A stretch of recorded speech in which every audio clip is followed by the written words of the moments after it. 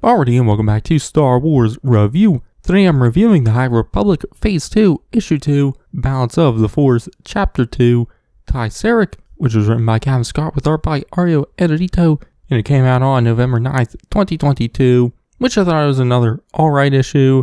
It picks up right where the last one ended, and so then it kind of more fully introduces the character Tai Sarek, but most of that comes in the later half of the issue. But one thing so far, the series hasn't really grabbed me in the same way the Phase 1 Marvel series did. You know, I obviously really loved the Phase 1 series, and you know, I'm still enjoying this one, but hopefully the next issue kind of gets me more on board with it. But like I said, it picks up right where the last one ended, with the Jedi Villar Mac maybe dead, after Tai Sarek pulled this move on him and stopped his heart, which we do get dialogue from Sarek talking about Vildar. I'm assuming this is Sarek in the future, but it kind of talks about Vildar being dead, but not actually. And then Vildar gets up gasping for air, as we see the Padawan Maddie call for help, but because Vildar is okay, you know, she kind of calls it off. But Vildar gets up and starts looking for Sarek, which he uses the Force power psychometry to kind of figure out, but he sees this red door, which he then describes to Maddie, who says it sounds like Enlightenment, which is a local bar, which was introduced in the short stories Tales from Enlightenment. So the Jedi head there, but along the way, they run into members of the Path of the Open Hand, who were introduced in the young adult novel Path of Deceit, who are seemingly the villainous group for Phase 2. But they're kind of grouped up outside of their new building place on Jedha, you know, dedicated to the Path. But they realize Vildar and Maddie are Jedi, and the Path's whole thing is that they think using the Force is destroying it and will lead to destruction throughout the galaxy.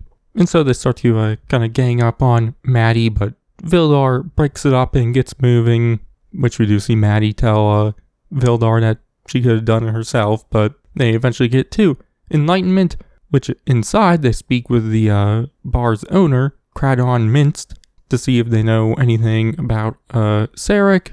But while speaking with Cradon, Vildar notices that Sarek is there and tries to go after him, but the bouncers for the bar grab Vildar, and Cradon tells Vildar the rules, which is, you know, that he can't be doing that. But Vildar explains why he's going after Sarek, you know, that he stole artifacts and used dark side moves on him, which Cradon laughs him off and tells Sarek to come over and describe what happened, which, you know, Sarek introduces himself and then kind of explains what happened and how it wasn't a dark side move or anything actually Force or magic related, just that he's a Cephi, and Cephis can use this pheromone to kind of trick others into passing out and thinking they're dead. But Sarek also explains that he didn't kill the sister Vakara, but found her dead because he was helping her investigate the thefts of the artifacts. And so he's actually on the same side as the Jedi. But he then leaves, and Maddie tells Vildar to go after him so they can speak some more. But once Vildar gets outside, Sarek is nowhere to be seen. But Cradon walks out and speaks with Vildar,